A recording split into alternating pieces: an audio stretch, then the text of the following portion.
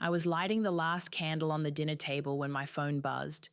Just one vibration, one notification, one moment I'll never unsee. It said, "I'm leaving you." 4 words, no explanation, no emotion, just an execution sentence on what was supposed to be our 7th anniversary. By the time I grabbed the phone and tapped his name, he had already blocked me. Everywhere. My calls went straight to voicemail. WhatsApp, blocked. Instagram, gone. Facebook, unfriended. He didn't just break up with me, he deleted me like I was a spam folder he'd forgotten to empty. And the silence after that, it wasn't peaceful, it was surgical. I stood there for a full 5 minutes, frozen, still holding the matchstick. The salmon had gone cold. The wine sweated on the tablecloth. The photo slideshow I'd made for him, our then and now moments, kept looping on the laptop. And I just stood there, watching the version of us I thought was real disappear frame by frame. I didn't cry. Not yet. Because something didn't make sense. Not the timing, not the delivery, and definitely not the ease with which he vanished. You don't plan a text like that casually. You don't ghost someone after 7 years without prep. And Ethan had always been sloppy at hiding things, so I started looking. I stayed up all night. I combed through our shared email, his flight logs, calendar entries. His iPad was still connected to our cloud. His mistake. That's where I found it. A saved invitation to an engagement party. Date, 3 months from now. Bride, not me. That's when I realized something colder than the text. He hadn't left me for space. He had left me for someone else. And not just someone else. Someone he was about to marry. The woman's name was Jade, and her smile in the invite banner made my stomach twist, because I'd seen that name before. Once. On a flirty text Ethan swore was a client mix-up, but this time it was engraved on a wedding hashtag. I felt my chest cave in, but not from heartbreak, from insult, from the sheer audacity of it all. That's when something inside me snapped, not loudly, quietly, like a light flickering off in the back of a long hallway, and in its place, cold clarity. I wasn't going to beg, I wasn't going to chase, but I was going to answer that text, not with words, not with tears, with proof. So I started gathering screenshots, old messages, deleted DMS, hotel receipts, voice notes, anything he thought he'd buried. I made a folder, named it Receipts, and 3 months later, I showed up at his engagement party, wearing black and carrying the truth. Before I tell you how I exposed him in front of everyone he lied to, make sure you're subscribed. These stories are real, raw, and sometimes painfully familiar. You don't want to miss what happens next. Before I became the girl who exposed him, I was the woman who believed in him completely. My name is Mariah. I met Ethan when I was 24, and at the time I thought I'd won the kind of love you only read about in novels. He was older, charismatic, always composed, the kind of man who spoke softly but pulled every eye in the room. He called me his anchor, said I grounded him when everything else felt like chaos. I believed him. Until I realized I was the anchor keeping him from drifting into other people's lives unnoticed. We moved in together after 9 months. Fast? Yes. But when someone shows you their best version daily, you assume it's real. Dinners cooked, surprise flowers, long walks where he talked about dreams, and I just listened, falling in love with every one of them. We built routines, inside jokes, playlists. We even named the plants. But even the healthiest plant dies if the roots are fake. Year after year, we played house like pros. I decorated our place like it was our forever home. Neutral walls, minimalist shelves, photos from Greece on the mantle. Ethan always said he wasn't in a rush to get married, but that we were forever anyway. And I believed that too, because when someone whispers forever in your ear every night, you stop asking when they'll put it in writing. But then there were the details, small ones, like the text messages from women saved under weird names, Patricia Work 3 or Anna Consulting. Once I saw a notification pop up from Uber, but it was a full paragraph of flirtation. When I asked him, he laughed, said it was a prank, and somehow I laughed with him. That's what scares me the most when I think about it now. How easily I ignored my gut, how I turned my instincts into jokes just to keep the peace. He had a way of doing that, making you doubt your eyes and trust his tone instead. He didn't raise his voice. He didn't get defensive. He'd just say, "Why would I ever hurt you?" And I'd have no answer. The thing about long-term relationships is that they don't fall apart all at once. They decay, quietly, one red flag at a time, a canceled date, a locked phone, a moment where your hand reaches for his and he moves just half an inch too far. It's almost imperceptible, until it isn't. By year 6, our arguments were no longer about dishes or chores. They were about time, where he spent it, why he always needed space, why I felt lonelier sleeping next to someone than I ever did sleeping alone. I used to stare at the ceiling at 3 a.m., wondering if love was supposed to feel this much like waiting. And then came the business trips, conveniently around holidays, always last minute. He'd pack light, always left in a rush, and never let me drop him at the airport. Once, I tracked his location, only to see it stop updating an hour after he left. He said it was a GPS glitch. I said okay, but I never stopped wondering what city he was actually in. Our anniversary last year was quiet. He forgot the date, remembered mid-dinner, and handed me a keychain he picked up from a gas station. I smiled. I told him it was fine. But I remember going to bed that night holding that plastic souvenir like it was proof he was still trying. I wanted so badly to believe that meant something, that we still meant something. But deep down, I knew, not everything, but enough. Enough to understand that he was slipping away. The only thing I didn't know was how cruel his exit would be. Because when someone breaks your heart quietly, it hurts. But when they shatter it and then pretend you were never even holding the pieces, it burns. And I hadn't even seen the worst of it yet. Our 7th anniversary was supposed to feel like a milestone. I'd spent the week preparing candles, his favorite wine, playlist, a steak marinating in the fridge. The table was set, napkins folded, a photo frame with a picture from our first trip to Sedona rested by his plate. I even wore the burgundy dress he once said made him forget how to speak. But at 8:13 p.m., the only thing he said was, "I'm leaving you."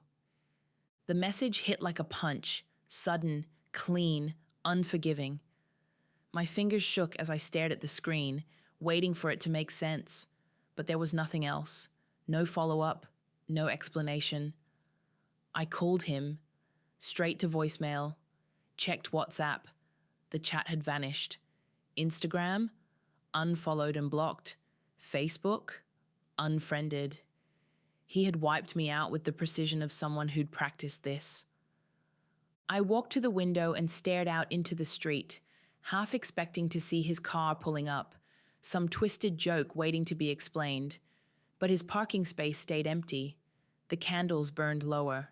The salmon dried out.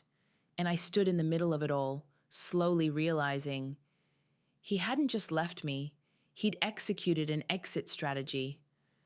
I tried logging into our bank app. The joint account was empty, gone.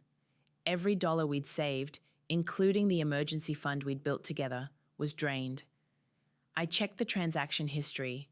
The transfer had been made at 6:45 p.m., before he even sent the text. So while I was lighting candles and steaming his dinner, he was already gone. The bedroom closet told me the rest. His suits, his travel bag, his cologne, all missing. He'd packed in silence days ahead. He'd counted on me not noticing the gaps in the hangers, the drawer that suddenly didn't stick anymore. And he was right, because I was too busy believing in us to notice he'd already started erasing me. The last thing I checked was the bathroom drawer. His toothbrush was gone. So was the mouthwash we shared. But what caught me off guard was that he'd taken the hand towel too, the one I bought with our initials embroidered on it. That's when it hit me.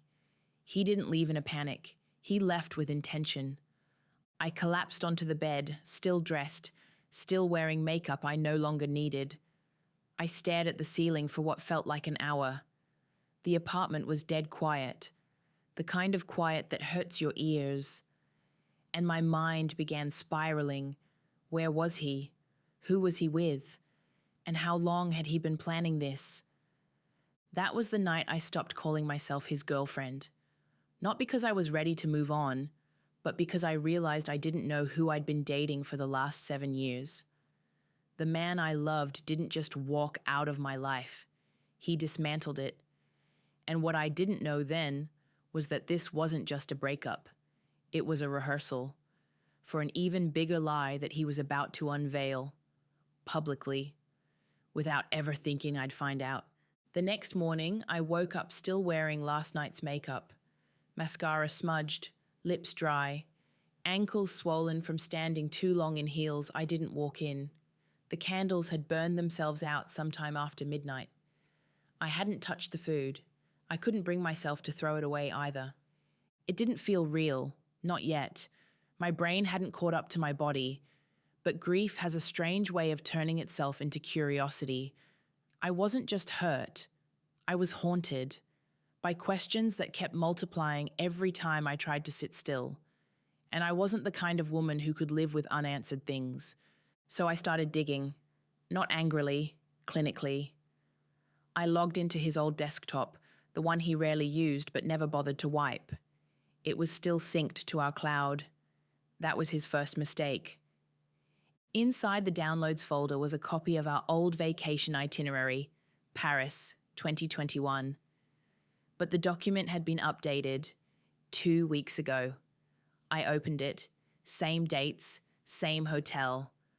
Only this time, the name next to the reservation didn't say Mariah. It said Jade. I didn't move. I just stared at the screen, letting the name sink into my chest like cement. Because Jade wasn't new. She was familiar. I remembered her from 2 years back, a friend who used to text Ethan late at night by accident. He said she was a coworker. He said I was being paranoid. He said it with such calm I nearly believed him. But now her name was on hotel confirmations, on itinerary notes, on multiple Uber receipts he forgot to delete from the cloud. And when I checked the events folder, one I didn't even know existed, I found it. An RSVP confirmation to Jade and Ethan's engagement party, private guests only. My hands went ice cold. The event was scheduled for 3 months from now. The location? A vineyard just outside the city. The guest list? Locked. But the host names were visible in gold calligraphy at the top. Celebrating the future Mr. and Mrs. And that's when everything around me stopped moving. He didn't just walk out on me. He walked into someone else's life, someone else's dream, without ever pausing to look back. While I was pouring wine and setting plates, he was preparing speeches and writing vows. I leaned back in the chair, heart pounding, eyes wide, thoughts spinning in every direction. This wasn't just cheating. This was a replacement. Clean, calculated, and cowardly. And in that exact moment, something inside me stopped breaking. The part of me that wanted answers went quiet, because I didn't want answers anymore. I wanted proof. If you've ever been betrayed and wanted justice, not petty, but real, stick around. Because what I did next made sure he'd never try this again. And if you've been through something like this, hit the like button so I know I'm not alone. I didn't scream, I didn't cry, I just started backing things up. Emails, messages, receipts, Anything that felt even slightly out of place, I archived it like evidence in a sealed box. I scrolled through years of cloud history, screenshot after screenshot. There were dinners I never knew he went to, nights I thought he worked late that were spent at boutique hotels just 20 minutes away. He never even tried that hard to hide it, because he never thought I'd look. He counted on my trust. He counted wrong. The more I found, the quieter I became. I wasn't spiraling. I was documenting. Voice notes saved under fake contact names. Photos cropped to hide the hand holding his. One image was taken at the same brunch place where we used to go every Sunday. Same booth, different girl, same smile. Just not mine. There were messages he forgot to delete, flirty exchanges that made my stomach turn. "I miss the way you say my name," one read. Sent the day after my birthday. I remember that day clearly. He brought home takeout, said work had drained him too much for dinner out. He watched a movie with me, kissed my forehead, and told me he was lucky. Then turned around and told someone else he couldn't wait to be in her bed. At some point, the pain stopped stinging. It started sharpening. Each screenshot I saved made me feel less like a victim and more like an archivist. Like I was assembling the last puzzle piece of the lie I'd been living inside, and that puzzle had a name, Jade. I Googled her. She was exactly what I expected. Curated, polished, filtered to perfection. But I wasn't interested in hating her. I was interested in warning her, eventually, but not yet. Because first I had an idea, not a breakdown, a plan.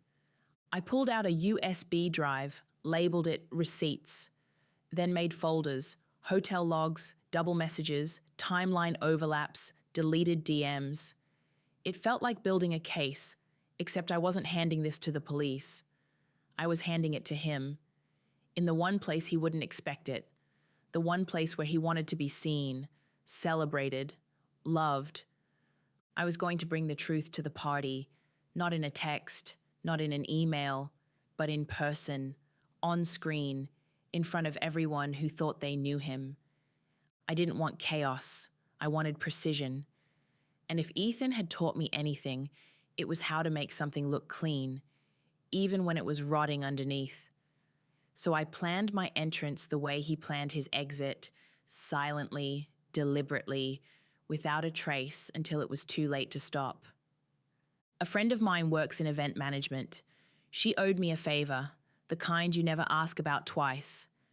I gave her the name, the date, the venue. She checked the guest list. I wasn't on it, of course, but she could get me in. Vendor access, photo coordinator, a V assistant, part of the slideshow team. He'd never even think to question it, because to him, I no longer existed. The plan was simple: bring the truth to the one place built entirely on a lie, but not with confrontation, with evidence. Let the screen do the speaking. Let the photos, the dates, the messages say what I didn't have to. I made a new presentation, identical branding to their Jade and Ethan invitation. Elegant, clean. It opened with a romantic song, their song. The first few slides, couple shots of them smiling, holding hands, slow dancing at sunset. I pulled them from her public Instagram. Let them feel comfortable. Let them relax. Then, slide 5. A text. Can't wait to see you again tonight. She's asleep. I'll leave the door unlocked. Slide 6. A mirror selfie of him in my apartment, dated just 4 weeks before the breakup. Slide 7. Voice note. His voice. Whispering. You always make me forget about her. I wish I'd met you first. The USB sat on my desk for 2 days before I touched it again. I watched the presentation 3 times, not because I had doubts, but because I wanted to make sure the pain was replaced by focus. And it was. I picked out my outfit carefully. Not flashy, not sad. Black, sleek, quiet. The kind of dress you wear when you're not there to be seen. You're there to be remembered. 3 days before the event, I received the confirmation. You're cleared as vendor support. Arrival 3:45 p.m. I stared at that message longer than I should have. It felt unreal. Not the revenge, but how calm I was about it. This wasn't about blowing up his life. It was about pulling off the mask he thought would never slip. I wasn't going to scream. I wasn't going to cry. I was going to press play. The venue was a vineyard just outside the city. White roses, string lights, gold accents everywhere. Everything looked expensive, perfect, photogenic. The kind of setting where lies dress up like promises and no one notices the difference. I arrived early, just after the setup team, clipboard in hand, head down, all access badge on a black lanyard. No one looked twice. Jade floated in around 5. She wore champagne silk and a diamond you could spot from the parking lot. She smiled at the guests like a woman who thought she had everything. Ethan followed behind her with a champagne flute in one hand, his other arm around her waist like a claim. He looked calm, like a man who had successfully rewritten history and gotten away with it. He didn't see me. Not yet. I stayed near the AV booth, checking slides and syncing audio, all part of the cover. He was too busy soaking in admiration, hugging people he hadn't seen in years. The irony? Some of those people had attended our 5th anniversary dinner. Back then, they toasted us. At 6:47 p.m., the DJ gave me the nod. Time for a special presentation, he said. The lights dimmed. A hush rolled through the room like fog. I stood behind the projector, hand resting on the play key. The screen lit up with a soft animation, a love worth celebrating. The first few slides were exactly what they expected: smiling selfies, vacation clips, slow dances, candlelit dinners. Jade rested her head on Ethan's shoulder as they watched. I watched him. He looked proud. Then, slide 5, a message. Can't wait to see you again tonight. She's asleep. Slide 6, a mirror photo. Him, shirtless, in my apartment. Date stamped 4 weeks before he left. You could feel the energy shift. People leaned forward. A few gasped. One woman covered her mouth. Slide 7, an audio clip. His voice, whispering, I'm so tired of pretending. I wish I could just be with you. She doesn't have to know. I didn't say a word. I didn't need to. The room said it for me. Jade turned to Ethan, stunned. Is this a joke? He stood frozen, mouth slightly open, trying to piece together a response that didn't exist. You could see it in his eyes, the recognition. He finally saw me. The silence was surgical, not loud, not dramatic, just still.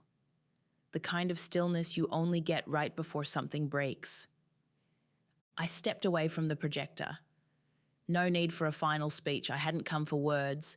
I came for the moment. And when I walked out of that room, I didn't look back. Because I knew everyone else was still looking at him. By the time I got home, the slideshow was already circulating. Someone at the party had filmed the entire thing on their phone and uploaded it to a private forum. By midnight, it had been reposted, not by me, on 3 wedding fails pages and 1 cheating expose subreddit. I didn't comment. I didn't share it. I didn't need to. The internet has a way of doing your work for you when the story is true. By the next morning, I had 3 DMs from strangers asking if I was the girl in the black dress. I ignored them, but the one message I didn't ignore was from Jade. It was short, just 5 words. Thank you, I had no idea. Followed by a broken heart emoji, then silence. And that silence said everything. 2 days later, another message landed, this time from a woman named Lauren. She said she dated Ethan briefly, around the time we were supposed to be house hunting. He told her he was single, said I was a jealous ex who wouldn't leave him alone. She included screenshots too, proof that my story wasn't a one-time mistake. It was a pattern, and he'd run it like a professional. Lauren told me she filed a complaint with his employer. Apparently, he used work trips to cover his double life. Human Resources opened an ethics investigation. That's when things got interesting. I didn't hear from Ethan, not directly, but a burner email popped up in my inbox a few days later. The subject line said, "Please, no name, no greeting, just a message. I've lost everything. Can you take it down?" I stared at the screen for a long time, not out of temptation, out of awe, because even now, after all that proof, all that pain, he still thought it was about him. I didn't respond. Instead, I sent the email to the same group thread Lauren had started with the other women he'd lied to. Turns out there were 5 of us that we knew of. Each had their own folder of receipts, each had their own heartbreak, and each had stayed silent until now. We created a shared archive, a Google Drive of truth, labeled, organized, downloadable. We didn't leak it publicly. We didn't need to. It circulated where it mattered. Word got around, fast. I started getting LinkedIn requests from women who just wanted to check if this was the same Ethan. I started hearing from people he used to work with, people who suspected but didn't know. They knew now. That's the thing about facts. They don't need permission. They just need light. And I'd lit the match. It's been a year. I haven't spoken to Ethan, haven't run into him, haven't searched his name, not because I'm over it, but because I don't need anything he left behind to remember what I've built since he left. Some people think revenge is loud, explosive, messy. Mine wasn't. It was a whisper, a mirror, a spotlight. I didn't throw anything, didn't scream, didn't slash tires or key his car. I just gave the truth a stage and let him walk into it himself. And that's what people don't realize. You don't need to burn bridges, you just need to stop holding them up. These days, my life is quiet, not empty, peaceful. I read more. I take myself out to dinner. I sleep through the night without wondering who he's texting. I stopped performing love for someone who never gave it in return. And I stopped waiting to be chosen by someone who already picked themselves. Sometimes I get messages, other women, other stories, other versions of the same wound. They say, "I wish I could have done what you did." And I tell them, "You still can." Because the point of this wasn't just exposing a liar. It was showing every silent, heartbroken woman what it looks like to stop apologizing for the damage someone else caused. And as for Ethan, he texted me, "I'm leaving you on our anniversary." He thought that would be the last word. He thought he could vanish and rewrite the story without a single consequence. But stories have receipts, and sometimes they have sequels. So no, I didn't send a reply. I showed up with the screenshots and the truth. And I let him watch everything fall apart in front of every single person who thought they knew him. He tried to leave me in silence, so I answered with the loudest silence of all.